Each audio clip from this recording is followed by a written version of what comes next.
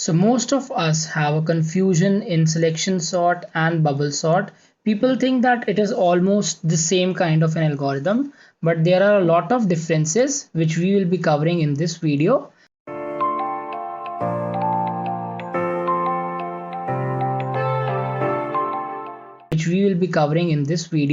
Hello everyone, welcome to CodeSoft. In this video, we are going to talk about what are the main differences of selection sort and bubble sort, and also we will discuss the algorithms, both of the algorithms in detail with the code. So let's get started. Now the differences between them are that the mechanism in selection sort is selection, whereas in mechanism in bubble sort is exchanging or swapping. So in bubble sort we'll see large number of swaps in comparison to selection sort. Another thing is that the selection sort is faster as we compare it to bubble sort, and bubble sort is slow due to the heavy swapping that we just talked about. Also, sorting is done from the starting to the end, whereas in bubble sort it is done from the last element to the first element. So all these points will make sense once I discuss both these algorithms. So let's jump into the algorithms first and then talk about the differences. The first one is selection sort. So selection sort, a very important point is that selection sort sorts the array from the starting till the end. It does not do swapping between the adjacent element, but it does the swapping after the end of each iterations. So now let's see an example of selection sort to make these things more clear. Let's say we have an array that looks like this. So selection sort, it does is it takes a variable I. Now this I refers to the position which we are sorting. So if I is at 0th position, that means we are sorting the position this. So after this, for this iteration, when I is here, after this iteration, this position will get its sorted element present. That is the smallest element. So 11 should come here after the first iteration. And similarly, if I is, let's say, over here, then second largest element, or the element that has to be placed in the second last index, should come over here after this iteration. So I tells us the position. Okay, we here take another variable named as min index. So this min index is actually used to save the index where the minimum value is present for the particular loop. Initially we initialize it with I. So I in our case is 0, correct? So now after that, when we choose a particular I, we go inside and start another loop of j. J starts from I plus 1 and j goes till the end. What it does is j basically checks whether there is a smaller value present than the value present at the minimum index. If that is the case, it will not swap the elements, but it will put that particular j value into the min index. That is the placement of index into the min index variable. And after the loop is complete, what it will do is we will just swap the value present at ith index and the value present at the min index. Now you need to make sure that this min index can get changed after it is inside the j loop, because there is a possibility of getting a smaller element in the further cases.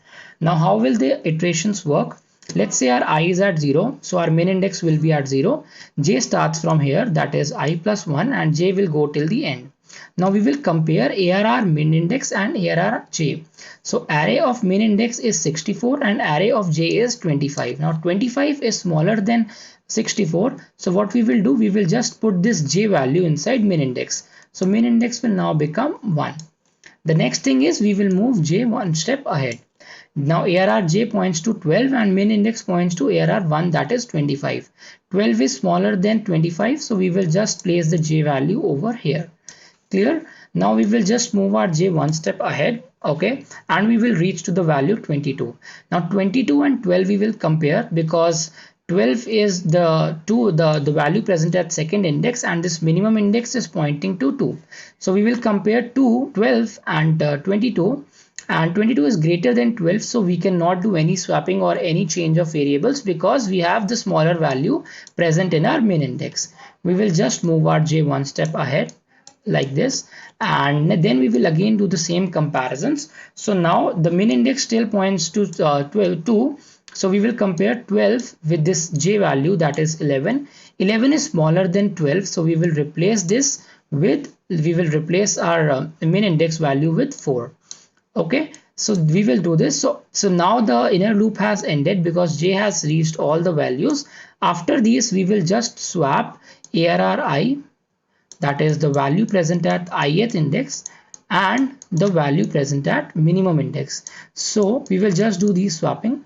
So what I was talking about is that we need to somehow place the minimum value into the ith variable after the the loop finishes. So that is what we will do. We will swap 64 and 11. So our new array will look like 11, 25, 12, okay, 22, and at the last we will have the 64 because we have done the swapping. Now number of swapping is 1, okay, and we have 11. Now what we have to do, we will just so you can see that we have found our value that should be present over here after the complete sorting should be done. So we have got our 11 value. Now we will just move our I one step ahead with the help of the loop, and again start j with I plus 1 and do the same process again for this element. Then after this also will get sorted, 12 will come here, and then we will move I one step again ahead, so on till I reaches the last element or the second last element, because the last element will always get sorted in this manner.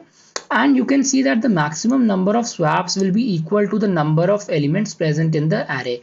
Why so? Because you can see after each one iteration, each one I loop, or you can say each one j inner loop, we just do one swapping at the end. So swapping can be maximum of n, that is the number of elements present in the array.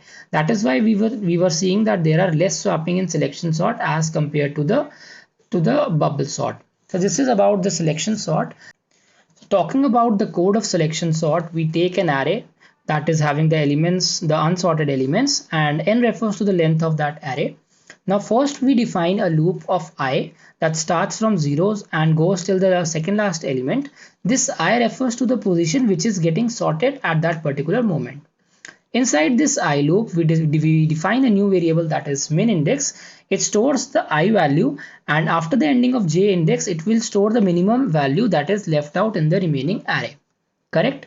Inside that, we create a new loop of j starting from I plus 1 going till the end. And inside this j loop, if we ever found that at any given moment the value of element that is present in the jth index is smaller than value of array present in the minimum index, then at that case we put the j value inside minimum index. This is what we are just finding the minimum index, the minimum value index from the remaining array. Okay, after the after the j loop is completed, we just swap the value present at arr min index and value present at arr I. What is this doing? We are just putting the minimum value at the ith index. So this is what we want. We wanted to sort the ith index at that particular moment, and this is what we have done through this selection sort. Now when the I loop progresses, we get the sorted values from the starting till the end one by one, and as the I loop completes, we have the sorted array present with us. So this is about the selection sort. So if I go back to the comparison slide, you can see that the mechanism here is selection, because we select the minimum index through the minimum index variable. Here the swapping is minimum, and the maximum swapping can be n, that is the number of elements present in the array. Third thing is it is fast. See, the concept of swapping also requires some time. So since there are very less number of swapping, the selection sort is very fast as compared to the bubble sort.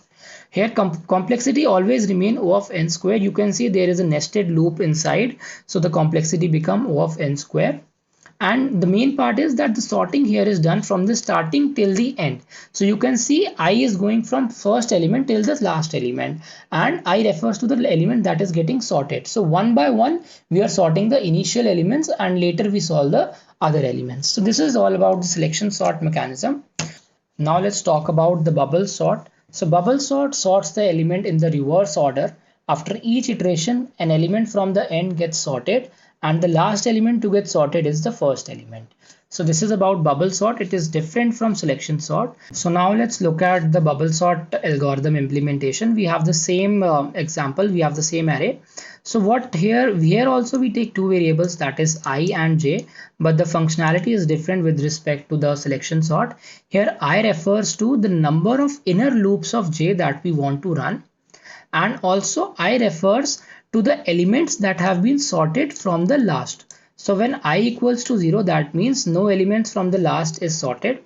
When I equals to 1, it means that one element from the last is sorted, and so on, right? So I depends how much we have to run the inner loop. Okay, so then we start our J loop. J always starts from the 0th element. Why so? Because the last element to get sorted will always be 0, and then J continues till the J goes till n minus 1 minus I. Now why minus I? Because I is the number of elements that are sorted from behind. So we want our J to go till the element where the unsorted array exists. So let's say I is 2. So we do not want to continue our J loop over these two elements. We want to just sort this part of the array. That is why J goes till I minus n minus 1 minus I. Correct. So J always starts from 0. So in the first case, J will start from 0 and go till the last element because I will be 0. Okay, and then we will consider J plus 1 as well. So this refers to J plus 1 and this is J. What we do is, if J plus 1, the element at J plus 1 is smaller than element at J, we will just swap them. So in this case, 25 is smaller than 64. We will just swap them. Number of swap becomes 1. Here we have 64. Here we have 25. Correct. Now we move our J one step ahead. So J now points to 25, that is now becomes 64, and J plus 1 points to 12. If J plus 1 is again smaller than J, we will again do swapping. So 12 is smaller than 64, so we will again do swap this. 64 comes here and 12 comes over here. Number of swapping now becomes 2.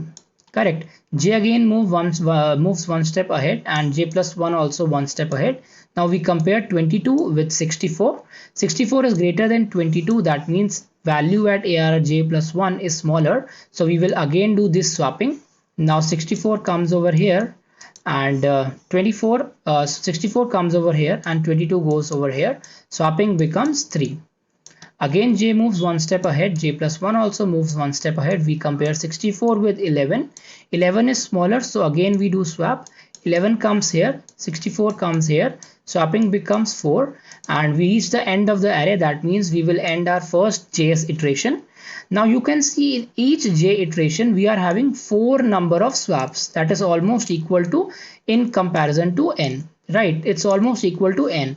And if you will see that there are n elements, so there are a possibility of n into n number of swappings, n into n minus 1 number of swappings in our bubble sort, which is very high as compared to our selection sort, where we just used to swap one element in each iteration, right? And also another thing we need to notice is that after this iteration, 64 has reached its correct position, that is the last position, while all the other elements are still not sorted. So you can see after each iteration the last element will get sorted. Okay, and that is why we are using this n minus 1 minus I. So now when I will reach 1, okay, our J will just go till here because we have reached this the last element is already sorted, and we will repeat this algorithm for the rest of these elements. I hope this algorithm is clear.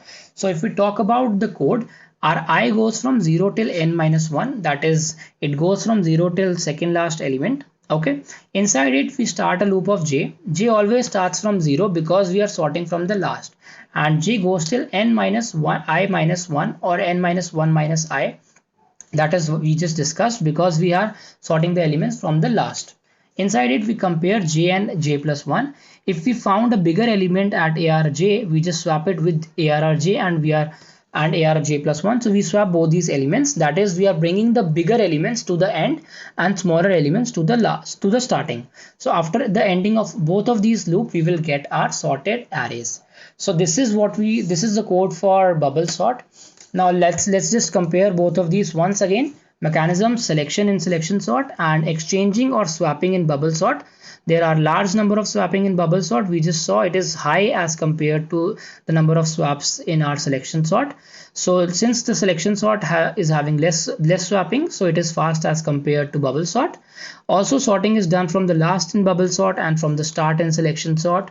Okay, now here complexity can go till O of n. Okay, this can go till O of n if already the array is sorted. So let's say the array is already sorted, we will not be having any number of swapping and all the elements are at its place. So we will actually be able to achieve this in O of n, because the inner loop is not going to run at any part of the time in this particular algorithm. Whereas in our selection sort, we will always have a complexity of O of n square, because in all cases we are running both the loops and we are running it till the end. So this is about selection sort and bubble sort. I hope the concept and the code is clear to you. If you have any queries, please do comment down below. And thanks for watching the video. Stay tuned to add more festoons into your knowledge garland. Until then, please keep subscribing. Thank you.